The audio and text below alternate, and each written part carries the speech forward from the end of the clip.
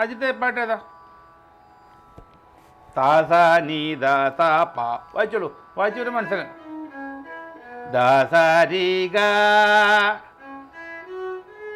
ഗമ ഗരി ഗരി സരി നീ സാ. പാട്ട് മനസ്സിലായോ? സാ പ പ പ പ പ ദ സാ പ പ പ പ പ ദ സാ പ പ പ പ ധ മ മ മ മ പ പ ഗ മ മ ഗ രി പ ഗ രി സ.